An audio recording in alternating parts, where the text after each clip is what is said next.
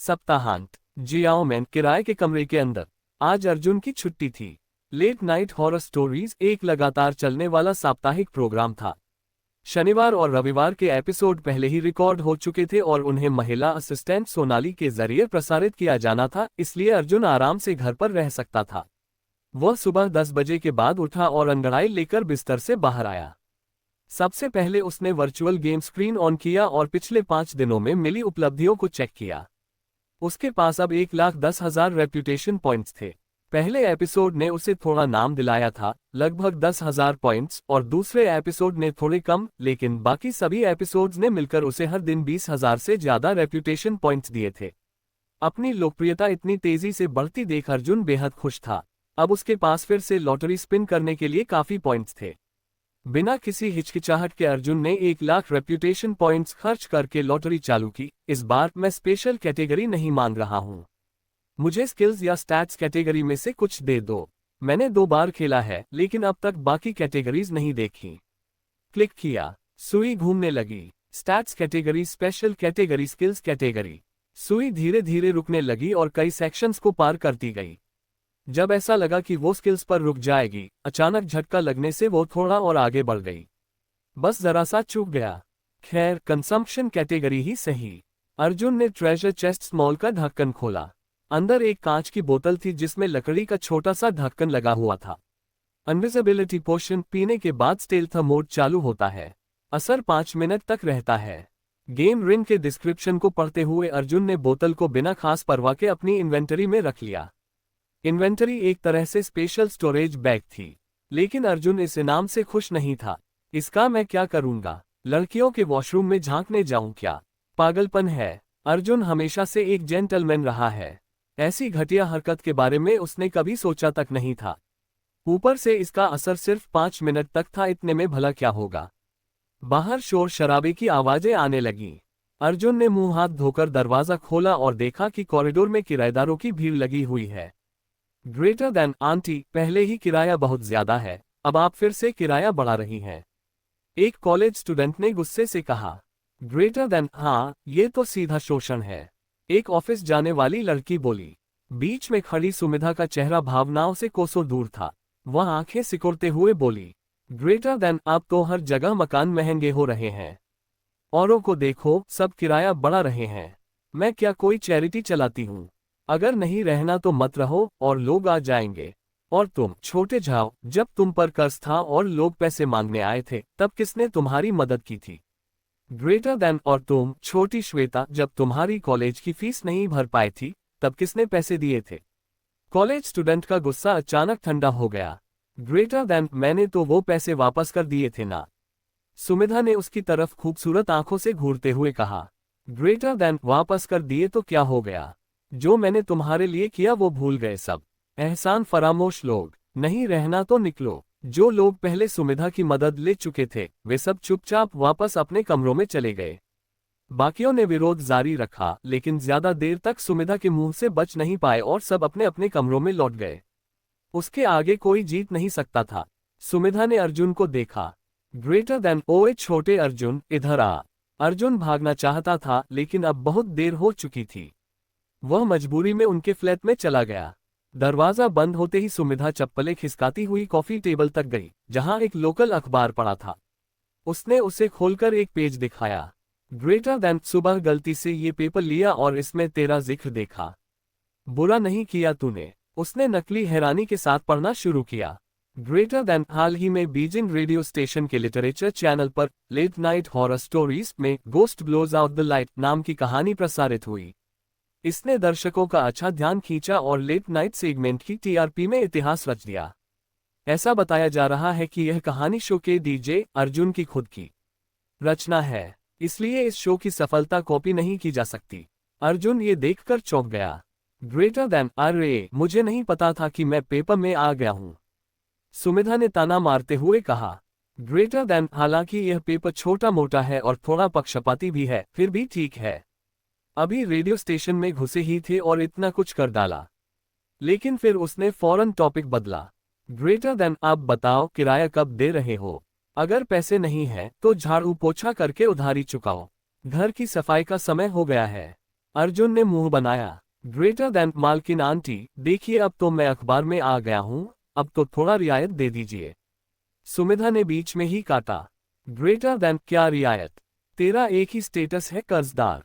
अर्जुन बोला। Greater than ठीक है, सफाई कर दूंगा, लेकिन आपको मुझे लंच और डिनर देना होगा। सुमिधा ने आंखें तरेर कर देखा। ग्रेटर देन ऊपर से शर्त भी रख रहा है। अर्जुन ने धीरे से कहा। ग्रेटर देन लंच भी नहीं खाया अब तक, खाली पेट काम नहीं होगा। सुमिधा ने बेमन से किचन जाकर एक पॉलीबैग फेंक दी। ग्रेटर देन सुबह के बचे हुए बंस हैं, वही खा ले। अर्जुन ने कोई झिझक नहीं की, गर्म किए बिना ही चट कर गया। सुमिधा ने नाक भान सिकोड़ते हुए कहा। ग्रेटर देन बस खाते ही रहता है, पिछली जिंदगी में खाने को नहीं मिला था क्या? लेकिन बता दूं, बंस खाना मौत को बुलावा भी दे सकता है। अर्जुन चौंका। ग्रेटर देन क्या? बंस खाकर कोई मर सकता है? ग्रेटर देन मैं झूठ क्यों बोलूंगी? पिछले साल यहाँ एक किराएदार मर गया था बंस खाकर। अर्जुन डर से सफेद पड़ गया। ग्रेटर देन सच में? कैसे मरा? सुमिधा ने ठंडी सांस ली। ग्रेटर देन बहुत ही भयानक तरीके से मरा। बंस लेकर बाहर निकला और ट्रक ने कुचल दिया। ग्रेटर देन तो एक्सीडेंट से मरा। अर्जुन लगभग गिर पड़ा। ग्रेटर देन तो फिर बंस से क्या लेना देना? ग्रेटर देन मैंने कब कहा बंस की वजह से मरा? सुमिधा खिलखिलाई, उससे चिढ़ाने में मजा आ रहा था। अर्जुन। सुमिधा ने मुस्कुराते हुए अर्जुन के सिर पर हल्की चपत लगाई। ग्रेटर देन चलो, अब खाना खा लिया है तो सफाई शुरू करो। और हाँ, बाथटब भर दो, मुझे नहाना है। वो मुस्कुराई तो जैसे फूल खिल उठे। उसके एक्सप्रेशंस बेहद मोहक थे। हालांकि सुमिधा अक्सर अर्जुन की टांग खींचती रहती थी, उसका मिजाज गर्म था, वह उम्र में बड़ी थी, मूड स्विंग्स से भरी, पैसों की दीवानी और जुबान जहरीली थी, फिर भी वो बेहद खूबसूरत थी। अर्जुन तो अक्सर सपनों में यही सोचता कि काश ऐसी ही कोई सुंदर औरत मेरी बीवी बन जाए। हाय, लेकिन ये भी सोचा कि इससे क्या फर्क पड़ता है, सुंदर पत्नी भी देखने की आदत पड़ जाती है, चाहे वह कितनी भी हसीन क्यों न हो, कुछ समय बाद सब एक जैसा ही लगता है। आपको भरोसा नहीं होता तो सोचिए, शादी से पहले बीवी को देखकर लोग जान तक देने को तैयार रहते हैं, लेकिन शादी के 7 साल बाद अगर कोई पति अपनी पत्नी की आंखों में 1 मिनट से ज्यादा देखता है तो समझिए उसे अपराधबोध हो गया है। और हाँ, अगर आप ये कहें ग्रेटर देन बकवास, मेरी बीवी तो आज भी सबसे सुंदर है, मैं 100 साल बाद भी उसे देखकर वही फील करूंगा, तो फिर माफ कीजिए, आपकी बीवी अभी आपके साथ बैठकर यह कहानी पढ़ रही है। दूसरी मंजिल, बाथरूम में पानी भर गया है। अर्जुन ने अंदर से चिल्लाकर कहा। मालकिन शायद फोन पर बात कर रही थी। थोड़ी देर बाद उन्होंने जवाब दिया, मैं नहीं नहा सकती, मुझे बाहर जाना है और मैं दोपहर में ही लौटूंगी। अरे, आप क्या करने जा रही हैं? अर्जुन ने पूछा। क्या करती हूँ, इससे तुझे क्या मतलब?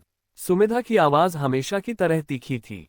घर तेरे हवाले कर रही हूँ, अच्छे से साफ करना, खासकर साउथ साइड की खिड़कियां।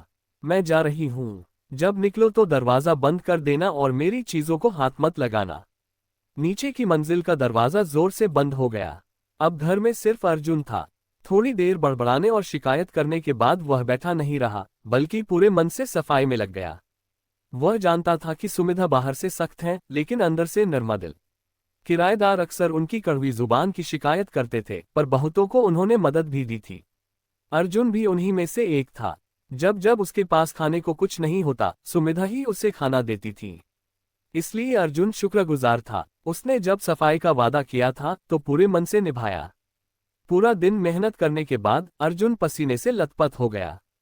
दोपहर हो चुकी थी, उसने बचे हुए 2 सब्जी भरे बंस खा लिए। जैसे पुराने कहावत है, खाना खाकर सो जाना चाहिए, और छुट्टी के दिन तो जरूर। अर्जुन भी इन कहावतों का विरोध नहीं करना चाहता था, लेकिन पसीने से भीगे शरीर के साथ वह आराम नहीं कर सकता था। उसकी नज़र बाथटब पर पड़ी और उसके मन में शरारती ख्याल आया। उसके बाथरूम में तो सिर्फ एक नल था, मज़ा नहीं आता। लेकिन सुमिधा के बाथरूम में बड़ा बाथटब था और उसने खुद उसमें गर्म पानी भरा था। ऐसे में इसे बर्बाद करना तो बेवकूफ़ी होती। भले ही सुमिधा ने सख्ती से मना किया था कि उसकी चीज़ों को हाथ न लगाया जाए, लेकिन अर्जुन ने तय किया कि एक बार तो नहाकर देखना ही चाहिए। वैसे भी वो दोपहर तक आने वाली थी। उनके घर में 2 बाथरूम थे और यह वाला ऊपर वाले कमरे में था, सुमिधा के कमरे में। बाथरूम बड़ा था और बाथटब भी बहुत चौड़ा। पानी को छूते हुए अर्जुन ने पाया कि वह अभी भी गर्म है। अर्जुन ने दरवाज़ा बंद किया और अपने कपड़े उतारने लगा। उसने अपनी टी शर्ट और अंडरवियर को वॉशिंग मशीन के पास रखी टोकरी में डाल दिया और बाथटब में लेट गया। सफेद पर्दा खींचकर वह लंबी सांस लेकर आराम से लेट गया। कुछ ही देर में उसकी आंखें बंद होने लगी। ये सच में एक सुखद अनुभव था।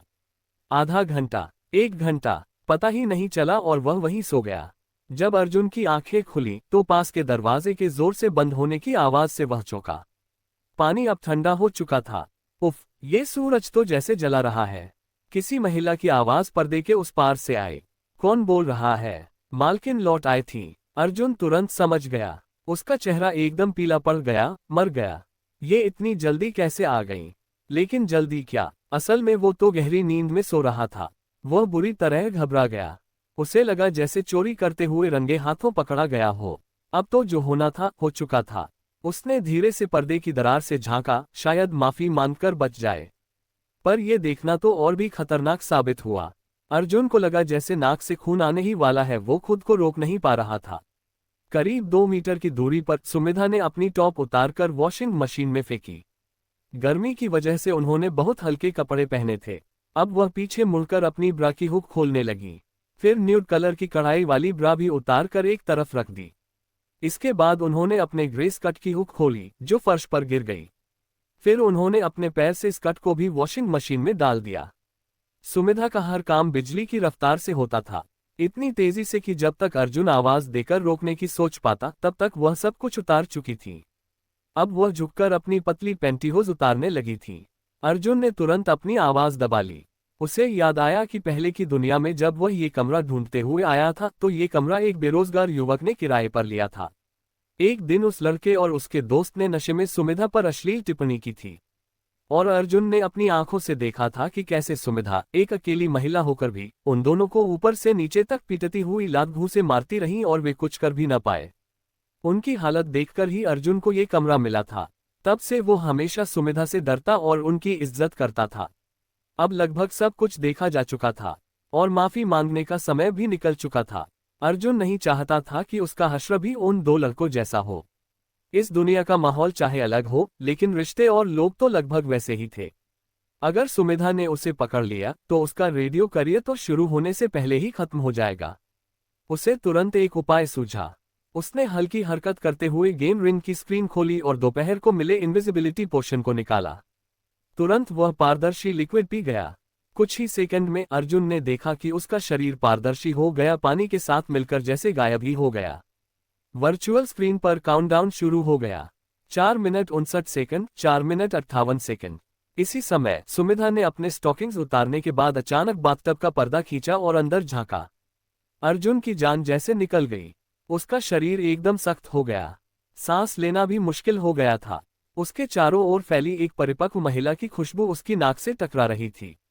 वो नज़ारे, वो खूबसूरत त्वचा, वो काया। लेकिन सुमिधा को अर्जुन दिखाई नहीं दिया क्योंकि वह अब अदृश्य हो चुका था। उन्होंने खुद से कहा, उस लड़के अर्जुन ने पानी भी नहीं निकाला। शायद उसे लगा कि मैं इसी से पौधे सींचूंगी। इसे होस्ट बना दिया। इतनी धीमी सोच के साथ रेडियो स्टेशन तो जैसे धर्मार्थ संस्था हो गई है।